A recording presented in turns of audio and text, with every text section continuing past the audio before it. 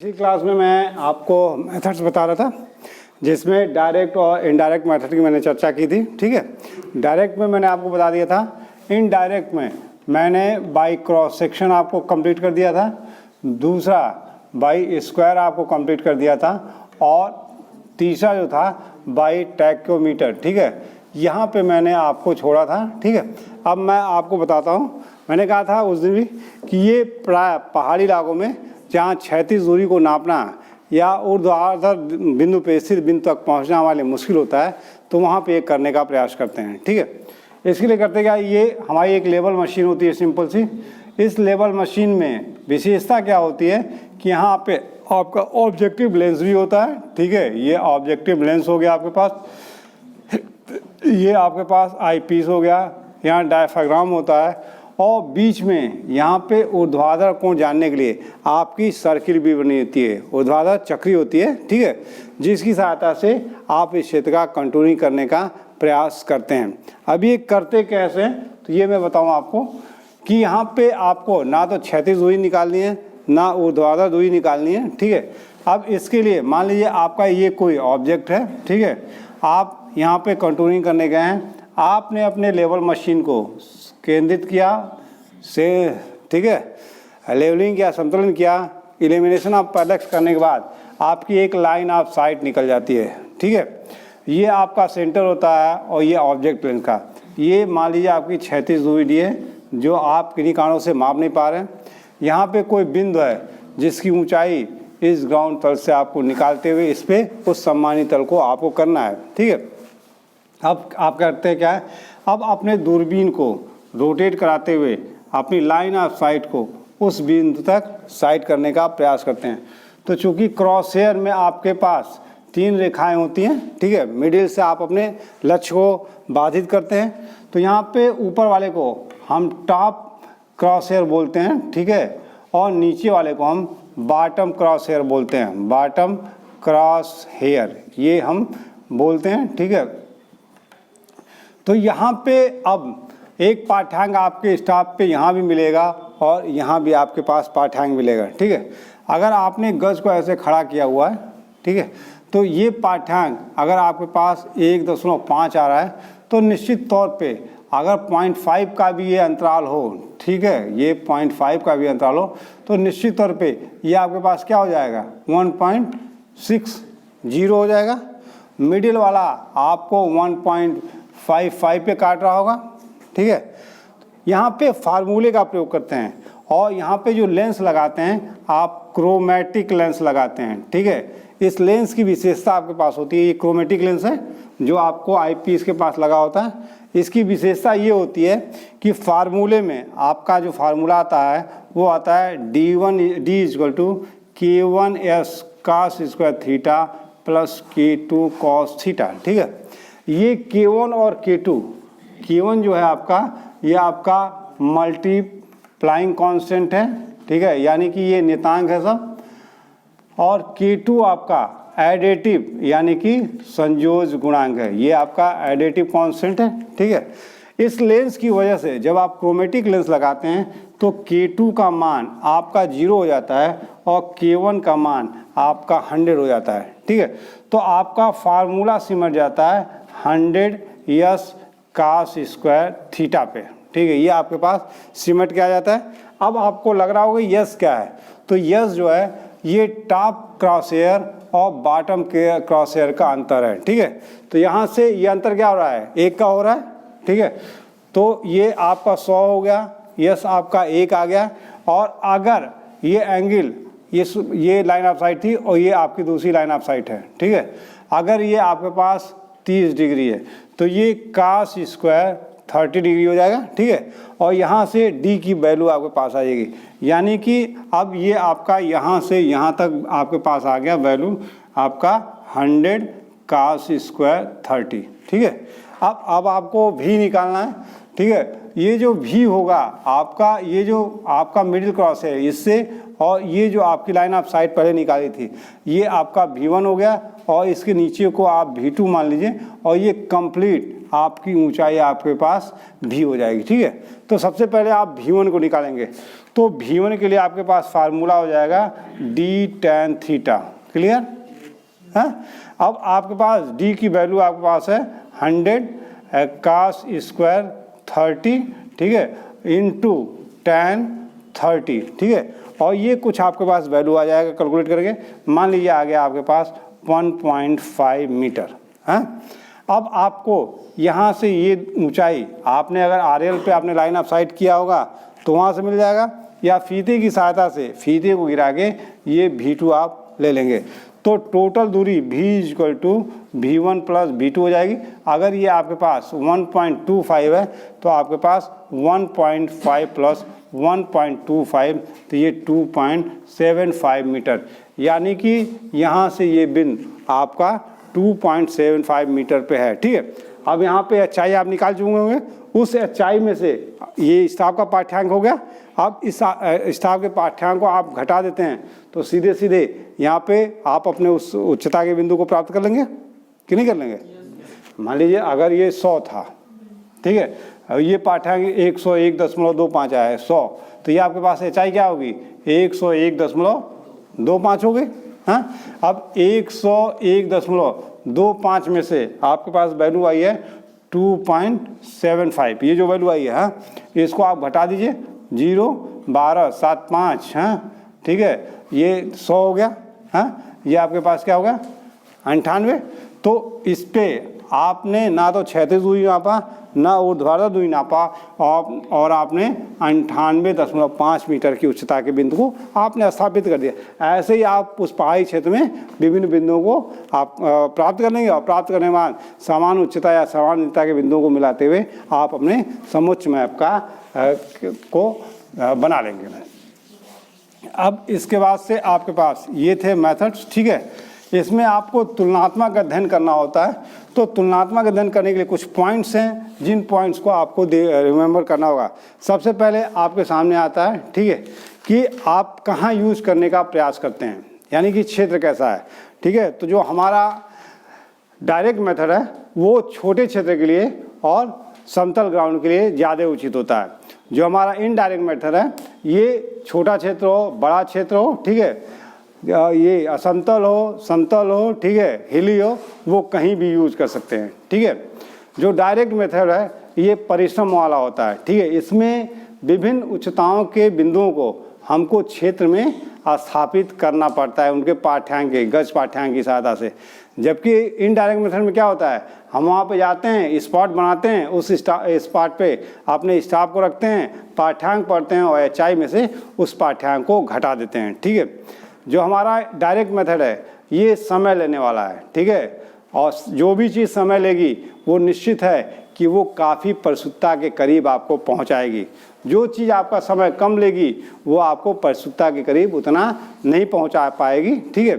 फिर आपके पास होता है कि उसमें डायरेक्ट मेथड में विभिन्न उच्चताओं को बिंदुओं को खोजने में समय लगता है, और इसमें समय नहीं लगता। कारण क्या है कि इसमें हम पहले से ही उन बिंदुओं का चयन कर लेते हैं और उन पे पाठ्यांक पढ़ते हुए उनके सम्मानित तलों को हम बता देते हैं, ठीक है। जो हमारा डायरेक्ट मेथड है इसमें दो काम करते हैं हम, वर्टिकल कंट्रोल और हॉरिजॉन्टल कंट्रोल। तो लिहाजा सबसे पहले आपको क्षेत्र में जाके वर्टिकल कंट्रोल करना पड़ता है, यानी कि उन बिंदुओं को स्थापित करना पड़ता है, और उसके बाद उन बिंदुओं की सहायता से आप अपने नक्शे का निर्माण करते हैं। इनडायरेक्ट मेथड में क्या है, आप नक्शा अपने रूम पे ही क्षेत्र को देखते हुए तैयार कर लिए होते हैं, क्षेत्र में जाते हैं और जो नक्शे में आपने ब्लॉक या जो भी लिया हुआ है दूरियाँ लिए हैं उस दूरियों को हिसाब से क्षेत्र में अपने उन बिंदुओं को, यानी कि क्षेत्र में डायरेक्ट रूप से स्टाफ जो लिया था वो आपका उसका स्पार्ट लेवल कहलाता है, ठीक है, वो आप करने का प्रयास करते हैं। अब इसके बाद आपके पास आता है अगला पॉइंट, इंटरपोलेशन ऑफ कंटूर्स, यानी कि जो समुच्च है, ठीक है, उसको आप एक दूसरे से, जैसे दो उच्चता के बिंदु मिल रहे हैं तो उनके बीच में किसी भी उच्चता के बिंदु को अगर आपको स्थापित करने का प्रयास करना है तो निश्चित तौर पे आपको इंटरपोलेशन यानी कि अंतर्वेशन विधि अपनानी होगी, ठीक है। इंटरपोलेशन के लिए हमारे पास तीन मेथड हैं। पहला है हमारे पास एस्टिमेशन मेथड, ठीक है, दूसरा हमारे पास है अर्थमेटिकल मेथड, ठीक है, और तीसरा हम लोग के पास है ग्राफिकल मेथड।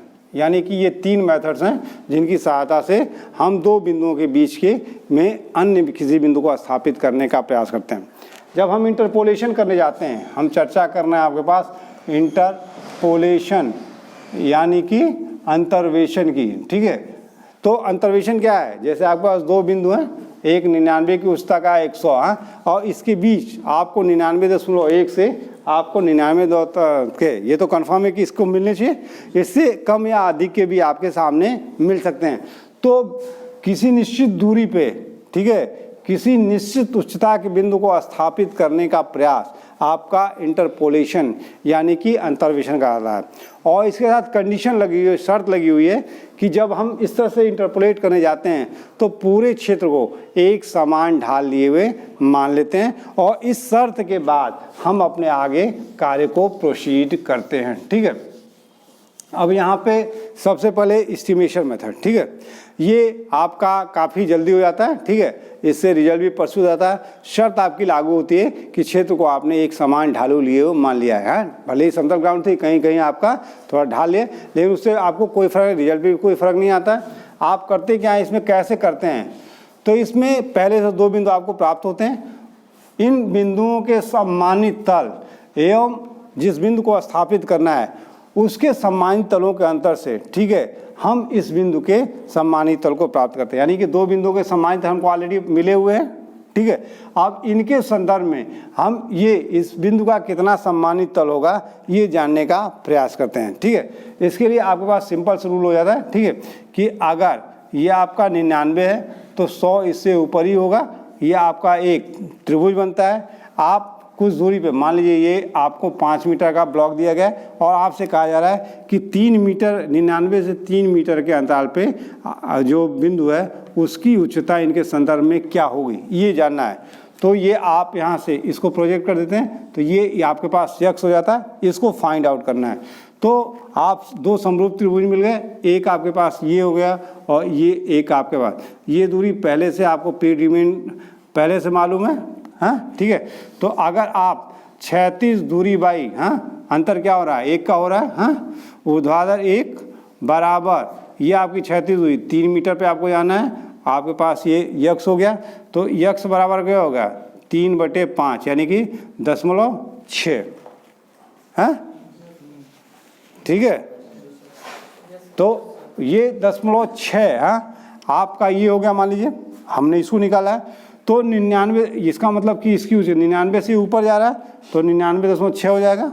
या इसका वर्षा बायस भी आपके सामने हो सकता है कि ये आपको कहा जा रहा है, ठीक है, कि आपको इस क्षेत्र में, ठीक है, आपको 99.8 मीटर की उच्चता के बिंदु को प्राप्त करना है, ठीक है। यानी कि ये आपको 99.8 है और ये आपका 100 हो गया, हमने ऊर्ध्वाधर दिखाया है, ठीक है।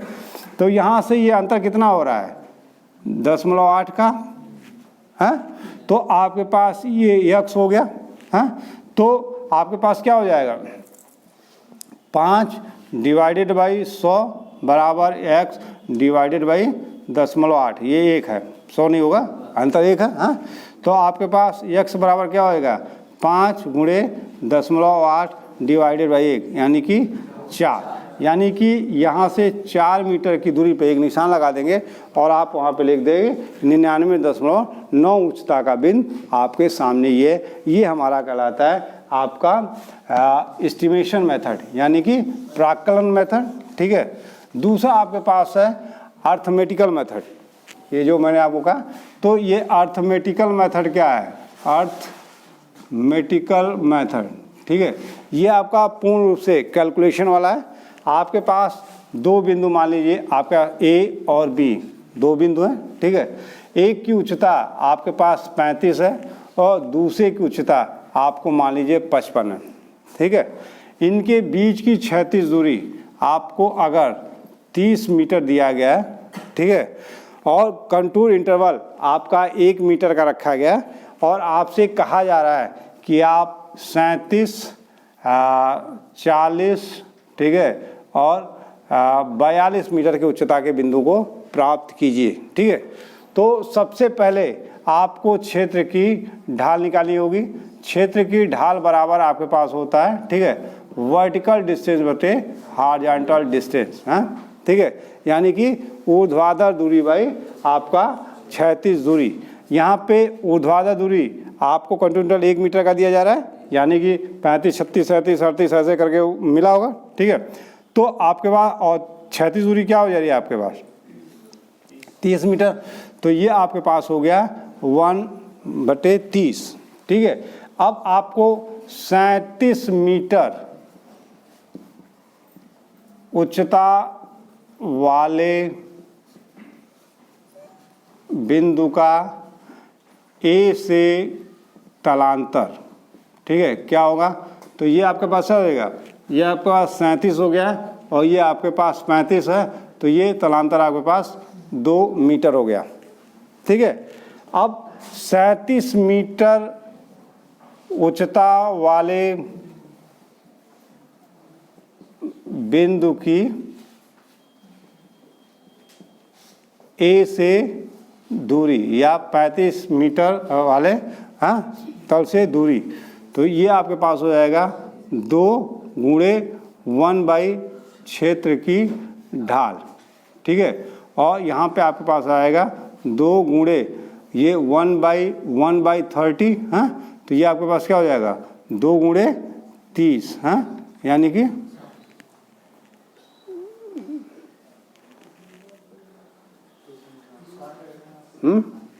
ठीक है, कोई बात नहीं है, ठीक है, उसमें कोई दिक्कत नहीं है। ये मान लीजिए हमारा कैलकुलेशन 60 आ गया, हाँ, तो यहाँ से 60 मीटर की दूरी पे, ठीक है, हमने उस बिंदु को दिखाया और उसके बाद से ये दिखा दिया यहाँ पे कि ये 37 मीटर का, ठीक है, कंटूर इंटरवल 1 मीटर का है, ये जो है ये है, ध्यान दीजिएगा 1-1 मीटर का, तो ये 60 मीटर इसके अंदर आएगा। अगर ये, ठीक है, ये 30 से 55 भी होगा, ये कहीं ना कहीं आपके पास जाएगा। अब इसी प्रकार 40 को देना है, ठीक है, तो 40 मीटर का क्या हो जाएगा, 40 और 35 का अंतराल 5 का हो गया, गुणे आपका 30, यानी कि आपका 150 मीटर। 150 मीटर पे आपको 40 मीटर की उच्चता का मिलेगा। ऐसे करेंगे तो आप ये कंप्लीट कर लेंगे और इस तरह से ये आपका अर्थमेटिकल होता है, ठीक है। अब इसके बाद आपके पास आता है ग्राफिकल मेथड, ठीक है। ये ग्राफिकल मेथड क्या है, ग्राफीय विधि, ठीक है। इसमें हम आपको 2 तरीके बताएंगे जिसकी सहायता से आप करने का प्रयास करेंगे। सबसे पहले ग्राफी मेथड में 2 चीज़ें आपको दिमाग में रखनी होगी। एक कि जो समुच्च नक्शे का जिस स्केल पे लेके बनाया गया है उस स्केल के संदर्भ में ही आप अपने ट्रेसिंग पेपर पे निशान बनाने का प्रयास करेंगे और 2 रेखाओं के मध्य 0.1 से लेके या 0.5 मीटर का अंतराल रखेंगे। एक प्रक्रिया आपके पास है, आपकी वाई लाइन है और आपकी एक्स लाइन है, ठीक है। अब यहाँ पे आप जो वहाँ पे दिया गया उसके हिसाब से पहला काम है कि आप 10 लाइन खींचते जाइए, ठीक है, और प्रत्येक 10वीं लाइन आप डार करते चले जाइए। फिर 1 2 3 4 5 6 7 8 9 10, हाँ, इस तरह से ये आप करते चले जाएंगे और इस तरह से आप ये बनाते चले जाएंगे, ठीक है।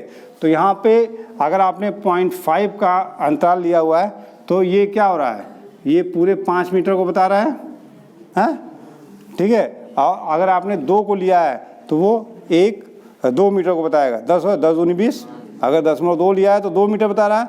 यहाँ 0.5 का खाना लिया है तो आपको 5 हुआ। अब दूसरी बात कि कंटूर मैप पे अगर आपके पास दे दिया है कि 34.50 एवं, ठीक है, आपका पास दे दिया है 35.50, ठीक है, इनकी उच्चताओं के विभिन्न बिंदुओं को 35, 36, 38, हाँ, के बिंदुओं को स्थापित करना है।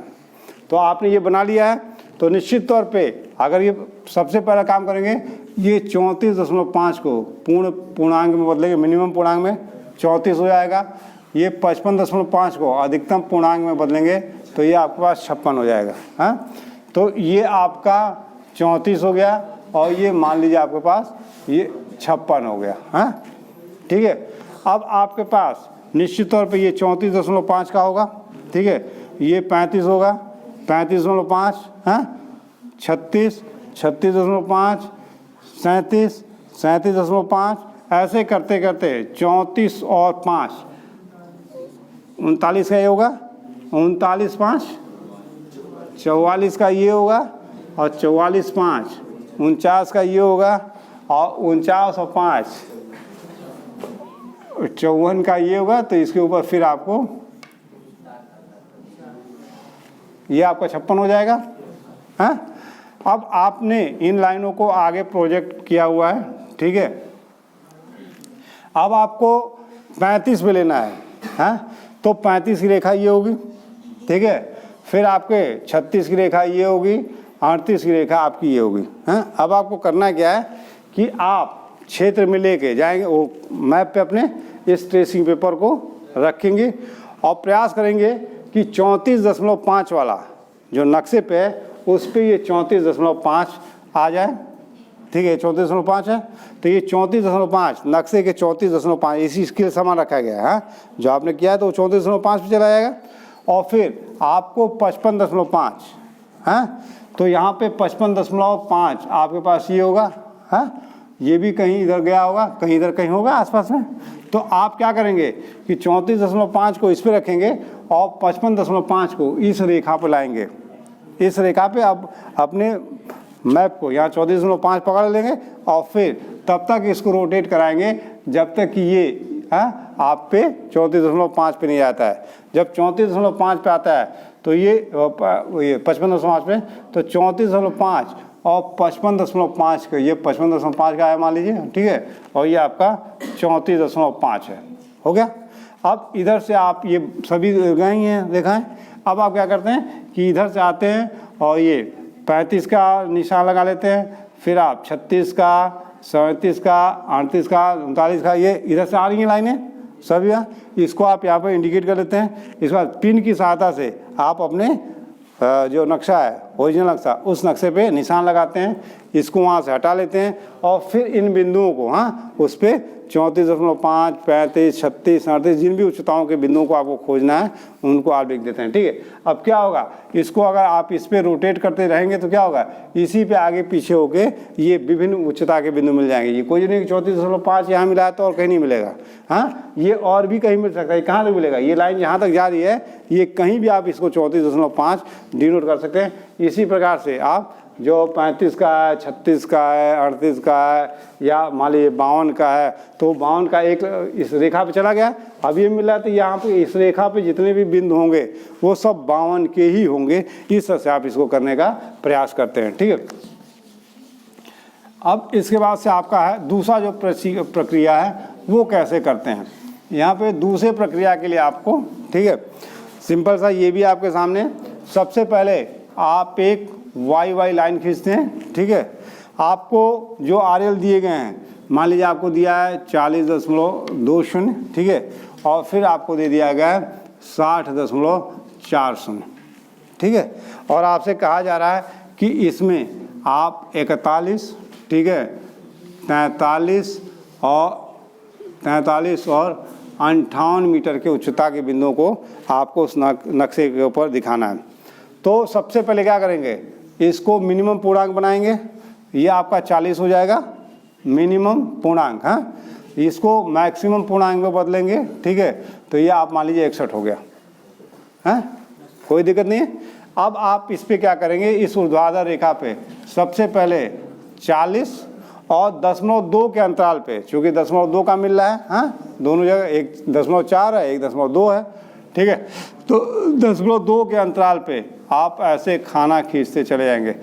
प्रत्येक 5वां खाना आप डार करेंगे, फिर आप 1 2 3 4 5, यानी कि ये अंतराल कितने का हो रहा है, हाँ, 10.2 है, ठीक है। तो 1 मीटर का, 2 × 10, 1 मीटर का अंतराल हो जाएगा, ठीक है। इस तरह से आप करते हुए आप ये 40 था और ये आप 61 तक पहुंच जाते हैं। अब 40 + 61 का अर्धक करते हैं। मिनिमम 40 था, 61 था, 21 हुआ, हाँ, नहीं 101, डिवाइडेड बाई 2 आपने किया, हाँ, तो कितना हो गया 50.5। अब ये तो इस पे मिलने वाला नहीं है, आपको गलती तो यहाँ हो गई। इन दोनों का अंतर कीजिए, अंतर कितना आ रहा है 21 का आधा कीजिए 10.5, हैं। अब यहाँ से निश्चित तौर पे ये आपका 44 है, 44.2, 44.4, 44.6, 44.8 कुछ होगा, ठीक है। तो इसका अर्धक मान लीजिए आपका यहाँ आ गया और ये हो गया आपका 10.5 इधर हो गया और 10.5 यहाँ हो गया, हाँ। अब यहाँ से एक लंब निकाल लीजिए और इस लंब रेखा पे आप स्वतंत्र हैं, ठीक है। कहीं भी एक सेंटर पॉइंट और यहाँ भी ले सकते हैं, यहाँ भी ले सकते हैं या यहाँ भी ले सकते हैं, यह आपके ऊपर निर्भर करता है, ठीक है। अब इसके बाद से क्या करेंगे कि अगर आपने ये सेंटर मिलाया है तो आप ये जितनी भी बिंदु हैं इन सबको आप एक दूसरे से मिलाते चले जाइए। इस तरह से पूरे बिंदुओं को आप मिला देंगे, ठीक है। इस तरह से आप मिला देंगे, ऐसे ही आप ये ऊपर मिलाते चले जाएंगे। जो आपने 2-2 मीटर 10.22 मीटर का अंतर लिया हुआ, इस तरह से आप मिलाते चले जाएंगे, ठीक है। अब आपको कहा जा रहा है आप क्या करेंगे, 40.2 वाले को लिए, ये 40.2 का है, हाँ, ठीक है, इस पर रखेंगे और 60.4 को आप यहाँ रखेंगे, ठीक है। इस लाइन जो भी लाइन यहाँ से आपकी जा रही है यहाँ पर आ गया होगा, हाँ, ठीक है, यहाँ पर रखेंगे और फिर ये लाइन आप इस तरह से खींचते चले जाएंगे, ठीक है। और फिर यहाँ पे क्या हो रहा होगा, आपके पास 41 का एक रेखा जा रहा होगा, वो कहीं कट कर रहा होगा, वो 41 इस लाइन पे 41 यहाँ काट रहा होगा, इस पे यहाँ काट रहा होगा, इस पे यहाँ काट रहा होगा। इसी प्रकार 43 इधर से कहीं जा रही, 43 कहीं यहाँ काट रहा होगा, कहीं यहाँ काट रहा होगा, कहीं यहाँ काट रहा होगा, यहाँ, ठीक है। इस तरह से आप इन बिंदुओं को प्राप्त करके और फिर उनको आप मिला देते हैं और उन बिंदुओं को कर देते हैं, ठीक है। करना क्या है कि जब ये रेखाएं वहाँ जा रही हैं तो पिन की सहायता से आपने सीधी रेखा खींचा और जहाँ जहाँ ये काट रहा है वहाँ पे पिन की सहायता से आपने अपने मेन ड्राइंग वो जो नक्शा है उस पर उतार दिया, इसको रिमूव किया और इनका जो भी वैल्यू जहाँ की है वहाँ पे उसको डाल के अपने नक्शे पे उन बिंदुओं को आपने दिखा दिया। अब इसके पास से आपके पास है, ठीक है, ड्राइंग कंटूर्स, यानी कि जो कंटूर मैप बनाते हैं, ठीक है, वो आप कैसे करने का प्रयास करते हैं। यानी कि जो आपने चीज़ें पाई हैं, ठीक है, उन पॉइंट्स को कैसे आप मैप तैयार, ड्राइंग कंटूर्स मैप, ठीक है। इसके लिए आपको कुछ नहीं करना है, फ्रेंच कर्व होता है, यानी कि मुक्त हाथ से दो बिंदुओं को मिलाने का प्रयास करते हैं। फ्रेंच कर्व उसे कहते हैं कि अगर आपके पास ये और ये बी है, हाँ, ठीक है, तो बिना किसी प्रॉब्लम के, ठीक है, हम एक हल्का सा गिराएं, बिना हाथ उठाए वहाँ तक पहुँच जाए, ये हमारा फ्रेंच कर्व कहलाता है। इसे पहले पेंसिल की सहायता से करते हैं, जब ये बन जाता है तो फिर इसे पेन की सहायता से इनको डार्क करते चले जाते हैं। पेन से क्या होगा, अगर आपने पहले पेन का प्रयोग कर दिया तो फिर आपका इरेजर नहीं काम कर पाएगा। ऐसे थोड़ा बहुत आपने दो बिंदु में मान लीजिए आपका ऐसा बन गया, तो ये तो फ्रेंच कर्व हुआ नहीं, आपको तो सीधे खींचना है, हाँ। तो आप इसलिए क्या करेंगे, पहले पेंसिल से प्रयास कर लेंगे, जब पेंसिल से वो मुक्त हैंड कर्व बन जाता है फ्रेंच कर्व, हाँ, तब उसके बाद आप पेन से, ठीक है, इसके लिए आपके पास कंटूर पेन होता है या जिलेट निब नंबर 303, ठीक है, जिलेट निब नंबर 303 होता है या कंटूर पैड, ठीक है। प्राय काले इंक का ज़्यादा प्रयोग किया जाता है। अब आपको करना है कि आपको बहुत सारी लाइनें आपके सामने आ गई, ठीक है, तो इनको प्रदर्शित से करेंगे कि कौन किस उच्चता का बिंदु है, ठीक है। तो अगर ये रेखाएं आपकी दूर दूर हैं, ठीक है, इस तरह से, तो क्या करेंगे, इनके ऊपर आप लिखने का प्रयास करेंगे, ठीक है। अगर ये आपके पास पास हैं इस तरह से, ठीक है, तो आप इसमें क्या करेंगे कि यहाँ पे बीच में आप मिटाते चले जाएंगे और इनके बीच में उन उच्चताओं को लिखेंगे। जैसे मान लीजिए इसको 97 लिखना है, ठीक है, इसको 98 लिखना है, इसको 99 लिखना है, इसको 100 लिखना है, हाँ?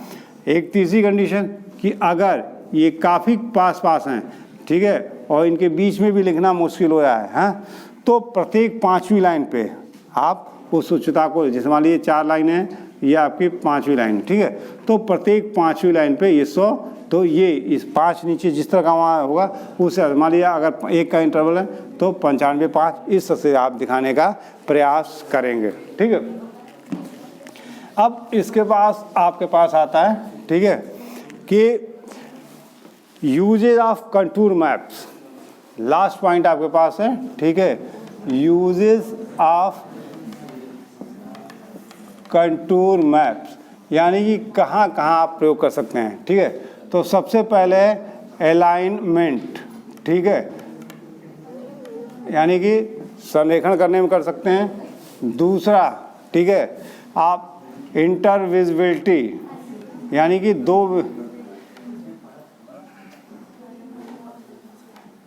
इंटरविजिबिलिटी चेक कर सकते हैं, अंतर्दृष्टता चेक कर सकते हैं। तीसरा, क्रॉस सेक्शन आप खींच सकते हैं, ठीक है। चौथा, आप अर्थवर्क कैलकुलेशन कर सकते हैं।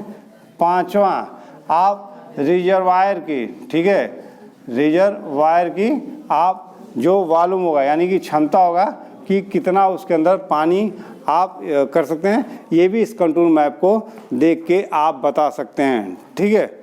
तो ये सब आप इसके प्रयोग करने के प्रयास होते हैं। यहाँ पे मान लीजिए हम सबसे पहले पॉइंट को उठाएं, अलाइनमेंट। तो अलाइनमेंट मैदानी इलाकों में तो बहुत आसान है आपके लिए, लेकिन जब आप पहाड़ी इलाके के लिए जाते हैं तो वहाँ पे क्षेत्र में जाके, ठीक है, आपको मुश्किल होने लगता है। मान लीजिए आपके पास ये कोई मैप है, ठीक है, आपके पास ये पहाड़ी है, ठीक है, ये आपके पास 100 है, ये 104 है, ये 108 है और ये 112 है, यानी कि यहाँ पे जो कंटूर इंटरवल दिया गया है आपको, ठीक है, 4 मीटर का आपके पास दिया गया है। और यहाँ पे आपको सड़क बनानी है, ठीक है। कंटूर इंटरवल आपका 1 मीटर का है और जो दूरी है, ठीक है, वो आपके पास मान लीजिए 30 मीटर है, यानी कि इससे इसके बीच की क्षैतिज दूरी आपके पास 30 मीटर है। और कंटूर इंटरवल इस नक्शे से 4 मीटर का दिख रहा है, 4 का अंतर दिख रहा है, ठीक है। और क्षैतिज दूरी आपके पास 30 मीटर के अंतराल पे ये बिंदु लिए गए थे। अब आपको मान लीजिए 112 से आपको प्राप्त करना है, ठीक है। तो आप कैसे बनाएंगे? सबसे पहले आप 100 से जाएंगे, ठीक है। तो 100 और 104 में अंतर क्या हो रहा है आपके पास? है 4 का अंतर हो रहा है। तो आप मान लीजिए ये A है, ये B है, ये C है और ये D है, हाँ। तो बिंदु B की A से उच्चता या ऊर्ध्वाधर अंतर, हाँ, तो क्या हो जाएगा आपका? 4 का हो गया, हाँ।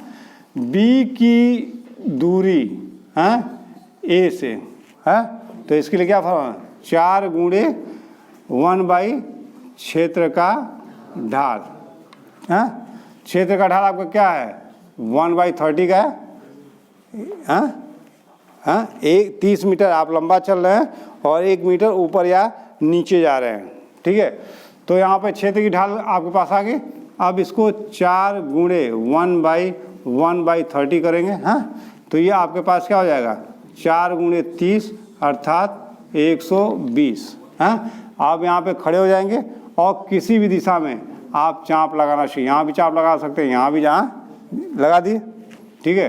अगर यहाँ जा रहे तो यहाँ भी लगा दिए, ठीक है। आपको 3 अब मिल गए।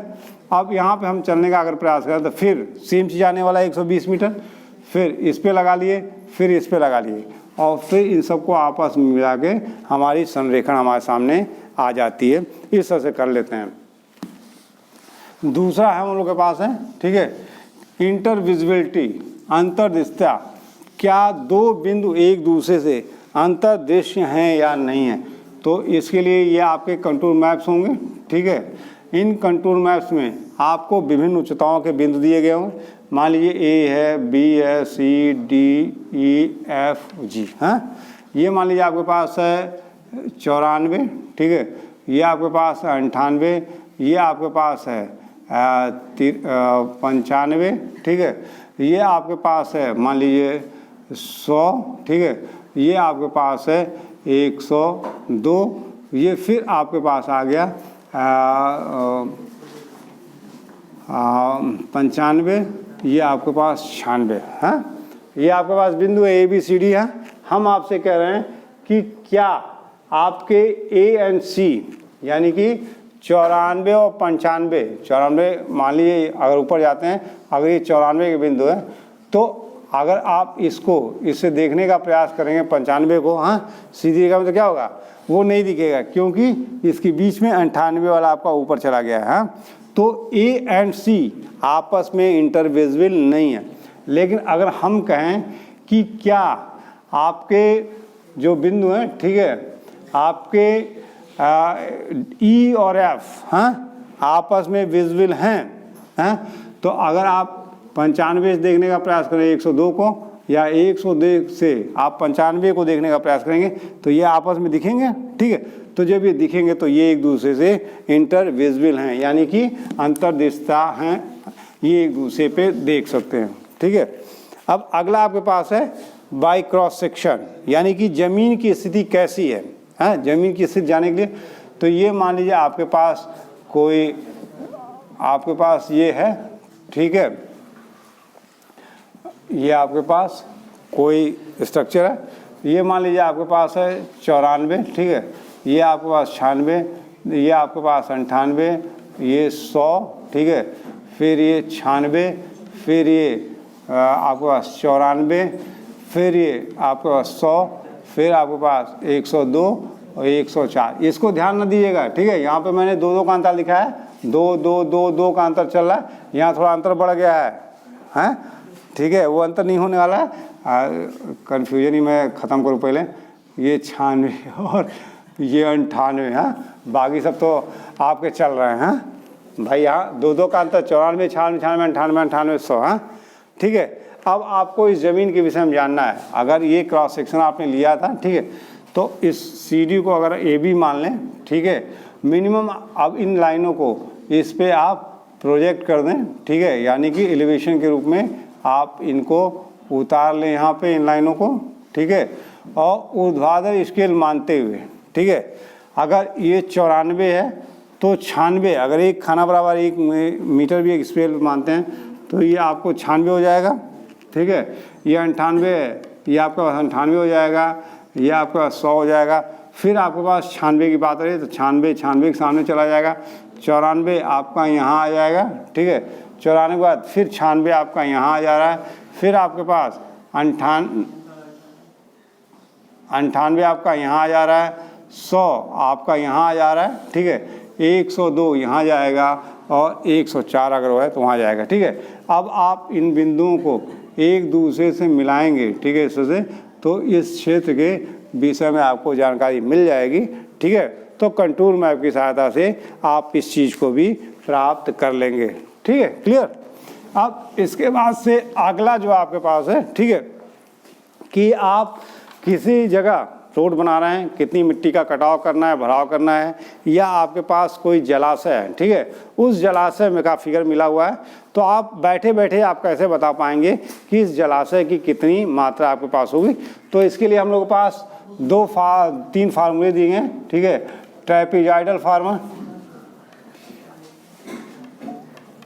जॉइडल, ठीक है, प्रिस्मॉइडल, ठीक है, और सिम्पसन रूल, ठीक है। ये आपके पास यहाँ पे सिम्पसन रूल, जैसा कि आप पहले भी पढ़ चुके हैं कि सिम्पसन रूल जब भी काम करेगा तो वो क्या करेगा, 8 नंबर के खानों के लिए करता है, इवन में नहीं करता है।